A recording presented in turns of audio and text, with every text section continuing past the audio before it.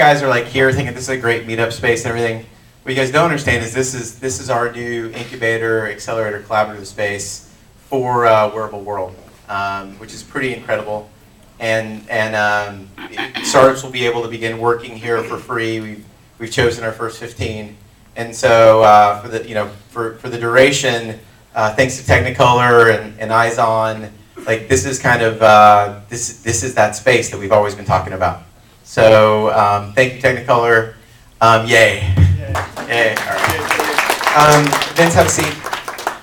Explain your title a little bit real quick to everybody so they know kind of who you are and what you do at Technicolor. So I think the title these days is something like Partnerships and Ventures, which basically means that I'm looking at our ecosystem, the companies we work with, whether it's on as customers or in the supply chain, but basically I'm trying to get it up here.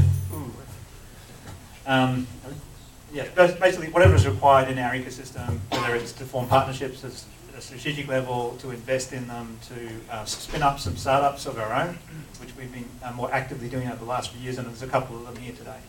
So why wearables? Wearables is a really important part of the way entertainment's going to occur in the future. We're convinced of that. In other words, that if we know that there's lots and lots of content out there, there's lots of choices that people have to be able to make, and trying to help people make the most informed decisions about what they want to watch at the time they want to watch it is very much to do with their context, how they're feeling, where they are, what they're doing. And so wearables are very much a part of that. We know that there's going to be more screens out there, and every time there's more screens, there's more consumption of content. We're a media and entertainment technology company, so we operate at that crossroads between the way way content gets made and gets delivered and enjoyed by consumers. So we want to increase enjoyment, we want to increase distribution, we want to increase consumption, and so we're going to work in the ecosystem to do that. I think that. Wow. We're not in the audio company.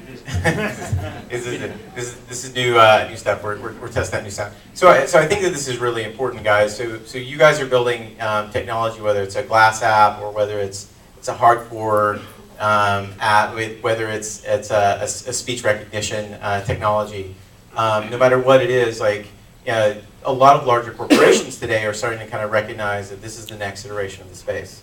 This is where mobile is going to go. This is where the web is going to go. This is where we are going to go as a people. And while we're kind of this, band of roving misfits and crazy people today, I think that what we're starting to see is that people are starting to take notice of that. And great brands that have arguably been around for a while, a little bit, that have been meant so much are actually kind of stepping in the stream. And so what are some of the technologies that you find compelling or interesting for partnerships that you guys would like to kind of be approached with?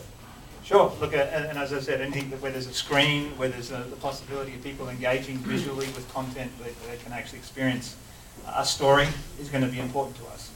So you're looking around the room and all the glass is good because there's more ways that people can enjoy content. I was wondering whether people are watching the score in the basketball game at the moment.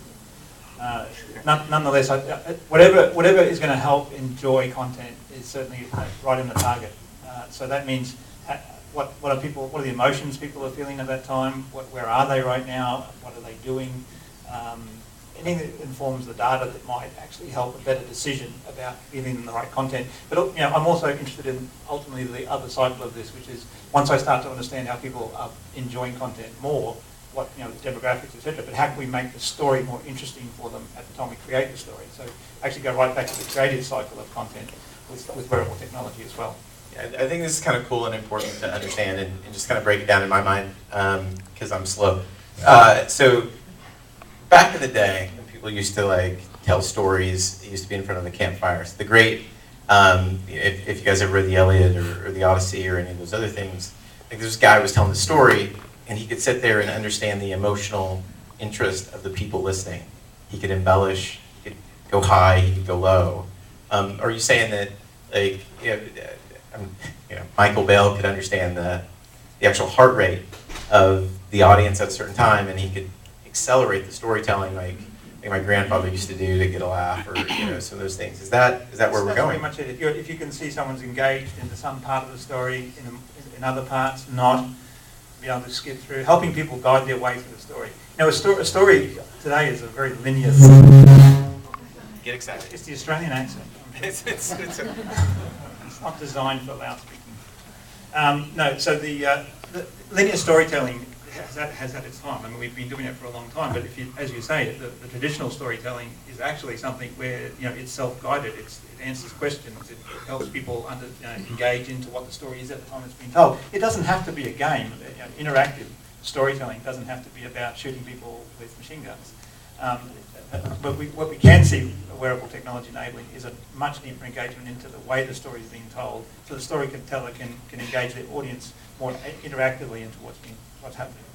I'm going to use your microphone, so we'll pass it back and forth because I think that'll be easier on the sound. Trying to put this in a spot where it doesn't look weird. There we go. I think this is very interesting because what we're starting to see too is that there's this collaboration between larger corporations and startups in kind of unheard ways. I mean, we're actually having startups sit here next to the Eyes-On team, next to some of the Technicolor teams, and working and figuring out like problem sets and pain sets, and I think that that's kind of the future of how we handle IP, and it's kind of the future of how we actually build collaborative companies, and I think that's an interesting thing from a big company perspective.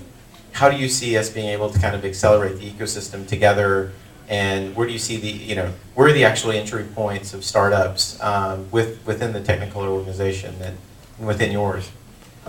So it's absolutely true. Innovation is a contact sport. You've really got to be able to rub shoulders with people, engage with them, interact with them.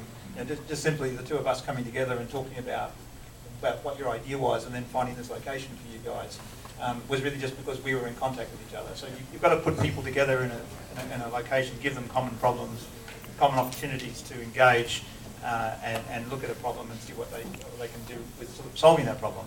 Now, having said that, Technicolor is a pretty complex organisation, so we're fortunate to have this space available that we can allow your team and the other teams you're going to be working with to come in here.